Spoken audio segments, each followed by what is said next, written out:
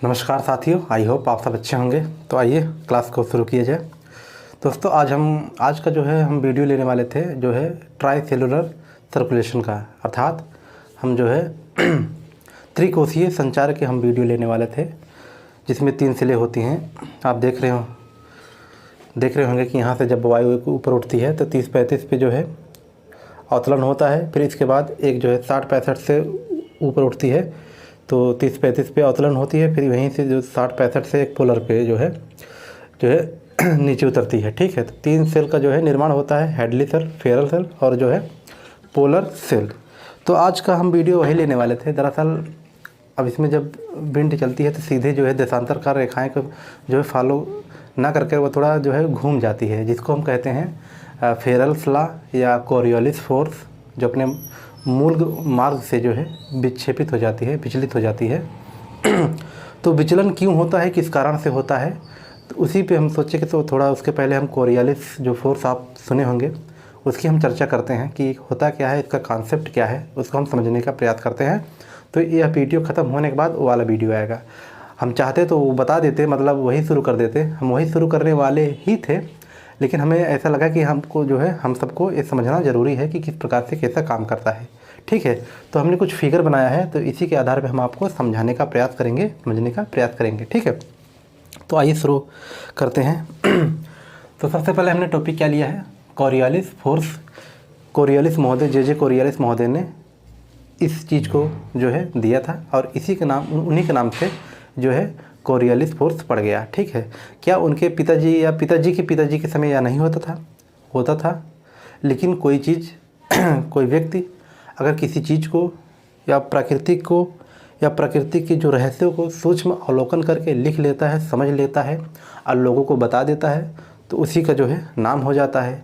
क्योंकि हम सब चीज़ों को तो बहुत देखते हैं ना, नेचर में बहुत सी चीज़ें हैं देखते हैं, लेकिन हम बस बाहरी आँखों से देखते हैं ना, अंदर की जो है चक्षु से नहीं देखते हैं। यही कारण है कि जो अंदर की जो आँखों से जो चीज़ों को देख लेता है, समझ लेता है ना, प्रकृति के रहस्यों को जान लेता है, उसी का क्या हो जाता है, नाम हो जाता है। कहते नहीं हैं चमकता वही है जो रगड़ खाता है। तो कोरियोलिस महोदय ने देखा, इन चीज़ों को समझा, बारीकियों से ध्यान दिया और उसको लिख करके जो है अपना जो है पेपर प्रस्तुत किया सबके सामने। तब इनको जो है यह चीज़ का मान्यता मिला। तो इनका जो है खोजने का श्रेय फेरल्स कोरियोलिस महोदय को ही जाता है। ठीक है, तो आइए शुरू करते हैं। कोरियोलिस फोर्स है, दरअसल ये कोई फोर्स नहीं है, ये फोर्स जनरेट नहीं करती है, बल जनरेट नहीं करती है, लेकिन वह जो फोर्स होता है उसके जो मार्ग में विचलन कर देती है। एक प्रकार से हम कहें तो कोरियोलिस फोर्स ना कर हम कोरियोलिस इफेक्ट कहते हैं, लेकिन फेमस यही है कोरियोलिस फोर्स के नाम से। ठीक है, लेकिन यह कोई फोर्स नहीं है, कोई फोर्स जनरेट नहीं करती है, उत्पन्न नहीं करती है, इसलिए हम इफेक्ट समझेंगे, प्रभावित कर देती है। ठीक है, तो आइए हम शुरू करते हैं। सबसे पहले हम लेते हैं ये दो जो है ग्राफ को, मतलब ये जो डायग्राम को हम समझते हैं। ये डायग्राम दोस्तों आप समझे होंगे कि ये है जो है नॉर्थ पोल और ये है 0 डिग्री इक्वेटर रेखा। हमने बनाया है, पूरा ना बना करके हमने जो है इसको इस प्रकार से आधा बना करके हमने काट दिया है। जैसे मान लीजिए अगर इस प्रकार से लगाए, ये मान लीजिए थोड़ा बड़ा है, इसी का छोटा रूप हमने बनाया है। ठीक, ये 2 फिगर हैं। ठीक है, अब आइए हम समझते हैं। सबसे पहले अगर हम बात करें कि मान लीजिए ये पृथ्वी, आप जानते हैं कि ये पृथ्वी जो है पश्चिम से पूरब जो है रोटेट करती है ना, इस प्रकार से ऐसे रोटेट करती है। तो रोटेट करती है, घूर्णन करती है। अगर मान लेते हैं कि पृथ्वी जो है घूर्णन नहीं कर रही है, या स्टैटिक है या स्थिर है, ठीक है, तो हम कोई नॉर्थ पोल से ये कोई देशांतर मान लीजिए है, इसी देशांतर के सहारे कोई वस्तु हम फेंकते हैं और फेंकेंगे जब, ठीक है, जब फेंकेंगे तो ए स्थान से जब फेंकेंगे तो बी स्थान पे पहुंच जाएगा, कोई दिक्कत नहीं होगी। जैसे हम और आप हैं और आपको हम एक जो है बाल जो है फेंके और आप कैच कर लेंगे ना, कुछ दूरी पे हैं या बहुत दूर पे हैं, अगर आप स्थिर हैं तो फेंके, कोई दिक्कत नहीं। ठीक है, अगर स्टैटिक है तब यह पोजीशन होगी या स्थिति बनेगी। कब बनेगी, जब यह स्थिर रहेगी। मान लेते हैं, एज्यूम कर लेते हैं कि स्थिर है, लेकिन हमारा जो है पृथ्वी स्थिर तो है नहीं, ठीक है, या रोटेशन कर रही है या घूम रही है, पश्चिम से पूरब घूम रही है, तो मान लीजिए कि जब पश्चिम से पूरब जब घूम रही है तो कोई वस्तु ए स्थान से या नॉर्थ पोल से हम फेंकेंगे बी स्थान के लिए ना, तो बी स्थान पे फेंकेंगे पहुंचने के लिए, लेकिन जब हम यहाँ से फेंकेंगे, यहाँ पहुँचते पहुँचते जो है ये पृथ्वी घूम रही है, तो पृथ्वी जो वस्तु हम फेंके हैं वह बी में ना पहुंचकर सी पर पहुंच जाएगी। क्यों? क्योंकि जैसे यहाँ तक पहुँचेगी तब तक यह ए मतलब बी स्थान जो है आगे बढ़ जाएगी, सी स्थान पहुँच जाएगा ना। जैसे मान लें हम, अगर ये मान लीजिए हाथ हमारा देख रहे हैं ना, हाथ ध्यान दीजिए, ये है नॉर्थ पोल। अब यहाँ से हम कोई चीज़ फेंक रहे हैं, ये इक्वेटर है, अब ये घूम रहा है, तो हम यहाँ अगर कोई चीज़ फेंकेंगे, देख रहे हैं ना, ये ऐसे बढ़ रहा है, रोटेट कर रहा है, तो ये चीज़ यहाँ ना पर के जो है इसके बाद पहुँचेगी, क्योंकि ये स्थान पे हम फेंक तो रहे हैं, दरअसल ये पहुँच नहीं रहा। क्यों? कारण क्या है कि रोटेशन है, घूर्णन है। तो हम यहाँ फेंकेंगे तो देख रहे हैं रोटेशन होकर आपको यहाँ पे आ रहा है, इसके बाद वाले स्थान पे आ रहा है ना।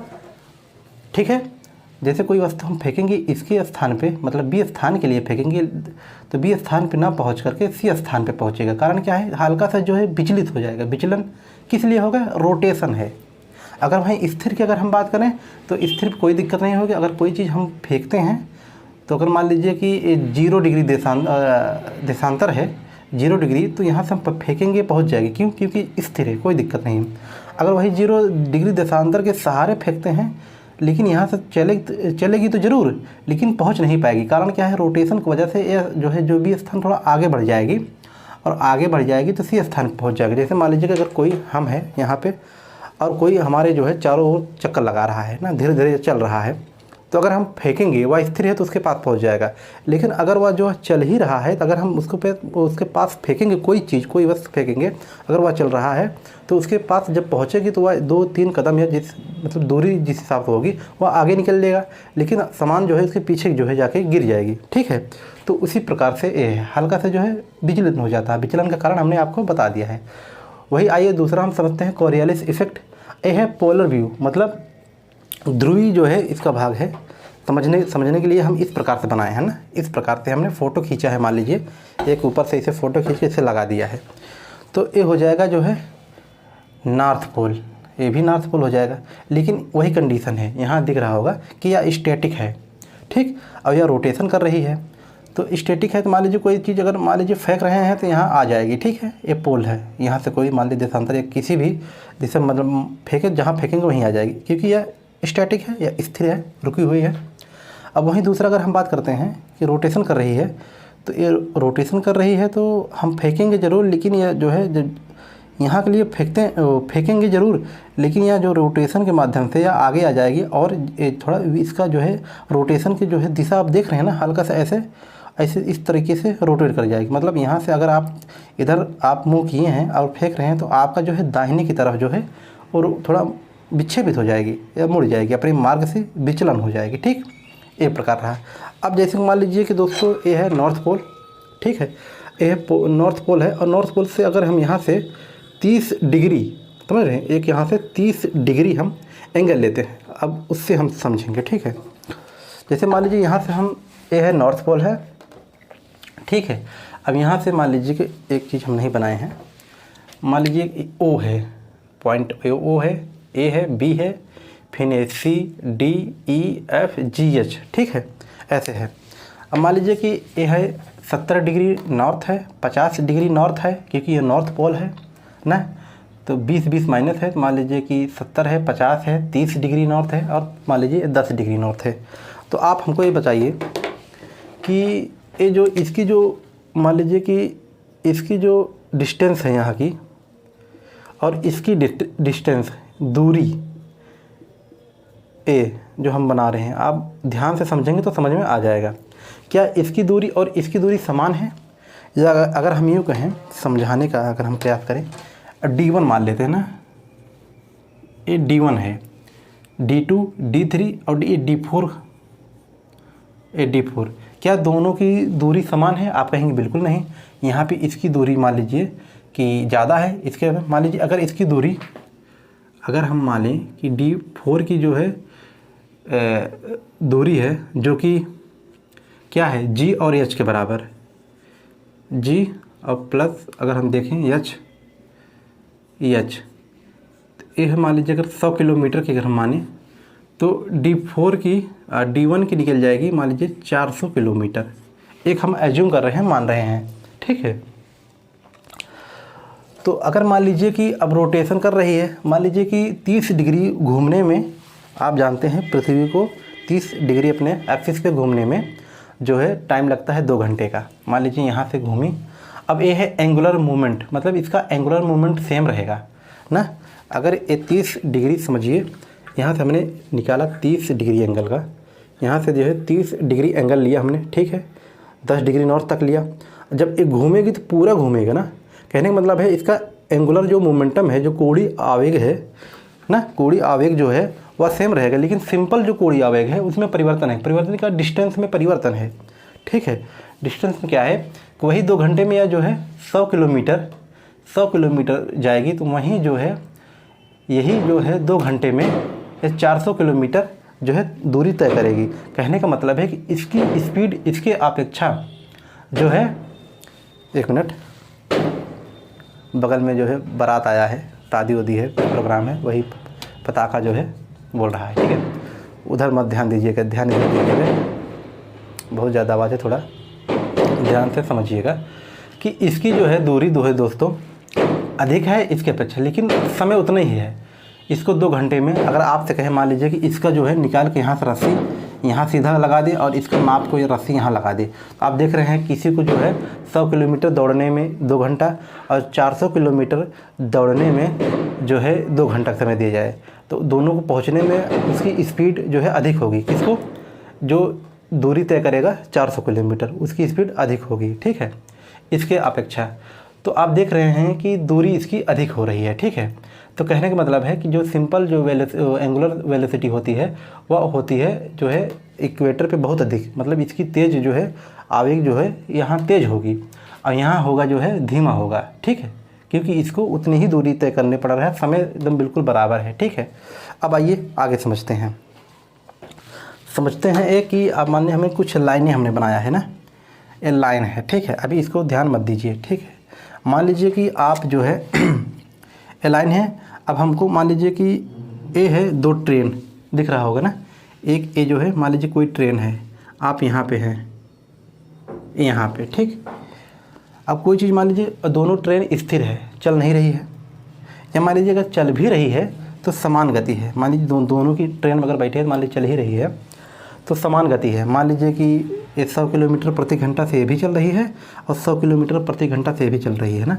तो अगर मान लीजिए यहाँ से आप अगर मान लें यहाँ पे इस स्थान पे अगर आपको जो है सामान देना हुआ तो आसानी से पहुँच जाएगा, आसानी से आपको ये जो है पहुँच जाएगा। क्यों पहुँच जाएगा? क्योंकि दोनों की स्पीड समान है, कोई दिक्कत नहीं होगी। आप जो है यूट्यूब में देखे होंगे शॉर्ट वीडियो में खैनी देते हैं, जब दोनों कभी कभी हम मतलब आप देखे होंगे सामान जो है ट्रेनें चलती है तो सुरती या मतलब कुछ ऐसा कुछ मतलब पदार्थ देते हैं और आराम से पहुंच भी जाता है, ठीक है। लेकिन अगर हम बात करें दोस्तों कि इसकी स्पीड, अब स्पीड हम अब इधर ध्यान दीजिए कि स्पीड हमने लिखा है 40 किलोमीटर प्रति घंटा, 80 किलोमीटर, 120 किलोमीटर ना, अभी 160। ये मान लीजिए जो ब्लैक वाली लाइन है या ये ट्रेन है, ये भी ट्रेन है। तो अभी 2 को ध्यान दीजिए कि इसको ध्यान दीजिएगा ना, अभी ध्यान से समझेंगे समझ में आ जाएगा। इसकी स्पीड 120 किलोमीटर है, इसकी स्पीड 160 किलोमीटर है। कहने का मतलब ये जो ब्लैक वाली लाइन है इसकी ट्रेन की गति अधिक है इसकी अपेक्षा, ये 120 चल रही है। तो कोई चीज़ अगर देंगे यहाँ पहुँचाएंगे, तो मान लीजिए कोई चीज़ फेंकते हैं तो क्या आपको यहाँ मिल जाएगी? क्यों? कोई चीज़ फेंकेंगे तो हल्का से क्या होगा, या जो है यहाँ पहुँच जाएगा, क्योंकि ये अगर यहाँ फेंकेंगे तो ये जो है इसके अपेक्षा तेज़ है, तो ये ट्रेन आगे निकल जाएगी जहाँ आप मतलब भेजना चाहते थे वस्तु को, लेकिन वहाँ ना पहुँच कर उससे पीछे पहुँचेगी, ठीक है। अब आइए, अब इसको समझिए। मान लीजिए आप यहाँ हैं, एक यहाँ पर है, ठीक है। अब इसकी स्पीड कम है इसकी अपेक्षा, इसकी 120 है और इसकी स्पीड है जो है मान लीजिए 80 किलोमीटर। तो आप मान लीजिए अगर यहाँ कोई चीज़ पहुँचाना चाहते हैं तो कहाँ जाएगा? अगर आप पहुंचाना चाहते हैं यहाँ, तो यहाँ ना जाकर दोस्तों हल्का से ये जो है रोटेशन इधर हो जाए। क्यों? जिसमें आप बैठे हैं, जो फेंक रहे हैं, पहुंचाने का प्रयास कर रहे हैं, वो तेज़ है और इसका स्लो है, तो यहाँ ना पहुँच कर थोड़ा आगे आ जाएगा, थोड़ा ये वस्तु आगे पहुँच जाएगी इसके। अब आइए यहाँ ले लेते हैं। यहाँ मान लीजिए इसकी स्पीड 40 किलोमीटर है। अब यहाँ कोई चीज़ पहुँचाना चाहते हैं, तो यहाँ पहुँचाना चाहते हैं तो यहाँ ना पहुँच करके थोड़ा तेज़ है तो ये थोड़ा इस प्रकार से पीछे पहुँच जाएगी। ठीक, पीछे पहुँच जाएगी। 1 मिनट। तो समझ रहे होंगे कि जैसे मान लीजिए कोई बस ट्रेन कोई 40 किलोमीटर प्रति घंटा चल रही है, दूसरा 80 किलोमीटर, तो ये तेज़ है ट्रेन, तो यहाँ से कोई चीज़ यहाँ के लिए जब भेजेंगे या फेंकेंगे तो यहाँ ना पहुँच करके थोड़ा इससे पीछे, क्योंकि इसकी स्पीड अधिक है। उसी प्रकार यहाँ भी होगा।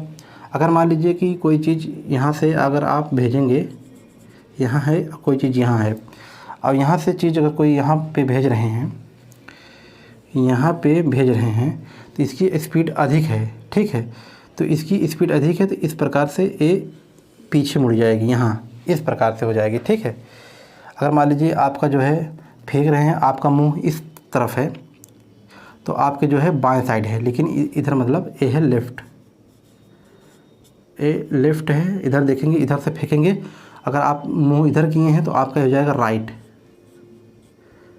ए है राइट मतलब दाहिना है, ए बायां है। ठीक है, इसी प्रकार से यहाँ भी समझ लीजिए कोई ए है 120, ये तेज़ है, ये धीमा है। अगर मान लीजिए कि आप यहाँ पे फेंकना चाहते हैं यहाँ पे, तो ये यहाँ पे ना पहुँच करके ये पहुँचेगी, ये तेज़ है तो थोड़ा ये आगे पहुँच जाएगी इस प्रकार से। अब यहाँ पे कोई मान लीजिए कि है 40 किलोमीटर चल रही है, तो आपको यहाँ पहुँचाना है, तो यहाँ पे ना पहुँच करके जो है ये थोड़ा इधर पहुँच जाएगी। ठीक है, लेफ़्ट, इधर लेफ़्ट। अगर मान लीजिए कि ए है आपका, तो इसका मतलब ए इधर आ जाएगी, यहाँ पे भेजेंगे तो इसका भी लेफ़्ट है।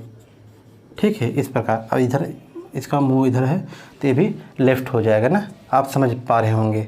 तो इसी को अगर हम बढ़ा देते हैं, मान लीजिए 400 किलोमीटर, 800 किलोमीटर, ये है 1200 किलोमीटर, 1600 किलोमीटर, इधर भी 12, इधर भी 12, इधर 800, इधर 400। अब हम कहें कि ये 0 डिग्री देशांतर है। अब हम अपने पृथ्वी पे लागू कर देंगे। ठीक है, ये 0 डिग्री है, ये 30 डिग्री है, ये 60 डिग्री है, नॉर्थ है। ठीक, ये 90 डिग्री है, नॉर्थ यहाँ लिख देते हैं समझने के लिए। ये नॉर्थ है, ये नॉर्थ है, मान लीजिए नॉर्थ साउथ दोनों है। अब यहाँ पे 30 डिग्री हो जाएगा साउथ, यहाँ 60 डिग्री साउथ, 60 डिग्री साउथ, यहाँ 90 डिग्री साउथ। अब जानते हैं कि जो है विंड चलती है, विंड अब आगे वाले जो है वीडियो हम बताएंगे, लेकिन आप जान लीजिए कि यहाँ से यहाँ पे एक जो है एक चलती है विंड, इसको बोलते हैं ट्रेड विंड या व्यापारी पवने। ठीक है, ये ट्रेड विंड यहाँ पे अभी है, इसको भी ट्रेड विंड कहेंगे। फिर एक यहाँ से चलती है, ठीक है, 60-65 की तरफ, और यहाँ से भी एक आती है। अब इसको कहते हैं पछुआ पवन ना, वेस्टर्लीज कहते हैं, वेस्टर्लीज यहाँ भी कहेंगे। इसके बाद यहाँ से जाएगी, यहाँ से, इसको भी पछुआ कहेंगे। ये है पोलर विंड ना, 90 से 60 के बीच में जो आएगी ये है पोलर। ठीक है, तो ये विंड है। तो यही विंड दोस्तों जब चलती है तो अपने मूल मार्ग से जो है विचलन हो जाता है, और विचलन होने के बाद आप देखेंगे कि जो है कि अपने मार्ग से विक्षेपित हो जाती, मुड़ जाती है। यही कारण है। हमें जो है लग रहा हो आ गया होगा। एक बार थोड़ा रिवीजन करते हैं। हमने कहा कि कोरियोलिस इफ़ेक्ट कोई बल वल है नहीं, क्योंकि इफ़ेक्ट है, प्रभाव डालती है। कोई अगर मान लीजिए कि वायुमंडल में कोई भी एक्टिविटी हो रही है, एक स्थान से कोई दूसरे स्थान वायुमंडल में जा रहा है, यहाँ तक कि यह जो है हवाई जहाज़ उड़ते हैं उस पर भी लागू होती है, चिड़िया उड़ रही है ऊपर उस पर भी लागू होती है। सागर में जो बड़े बड़े जो महासागर हैं, जो करंट चल रही है, करंट के वजह से आप देखेंगे ये जो है इसका भी जो मार्ग जो है, करंट जो जलधारा है उसका भी जो है मार्ग जो है विचलित हो जाता है मार्ग। और आप यहाँ तक कि आप कोई कंकड़ पत्थर फेंकते हैं तो उसमें भी जो है विक्षेपित हो जाते हैं। यहाँ तक कि बंदूक चलाते हैं, मिसाइल दागते हैं ना, लॉन्ग रेंज के जो है टैंक के द्वारा जो है मिसाइल जो है दागा जाता है। तो हर वह चीज़ जो वायुमंडल में एक स्थान से दूसरे स्थान के लिए जो है जा रही है, यहाँ तक कि वायुमंडल में ही नहीं, जो तरल पदार्थ हैं ओशंस में, महासागर्स में जो जलधाराएं चलती है उसके मार्ग में भी विचलन आ जाता है। कारण क्या है? कारण यही है कि रोटेशन मेन है, रोटेशन। ठीक है, अगर स्थिर है तो वहीं स्थान मतलब ए से बी फेंकेंगे तो वहीं जाएगा, लेकिन रोटेशन के कारण वहाँ हल्का से विचलन हो जाता है। तो यही सब कारण है। अगर आप नहीं समझे होंगे तो एक बार इसको और जो है देख लीजिएगा तो समझ में आ जाएगा। ठीक है, अब इसके अगले वाले वीडियो में हम आपको जो है ट्राई सेलुलर जो है सर्कुलेशन हम पढ़ाएंगे, मतलब जो है त्रिकोशीय संचार या जो है जो 3 सेल बनाती हैं, जो है हेडली, फेरल और पोलर सेल जो बनता है, उसकी हम चर्चा करेंगे। तो फिर मिलते हैं दोस्तों अगले वाले वीडियो में। तब तक के लिए नमस्कार, अपना ख्याल रखिएगा।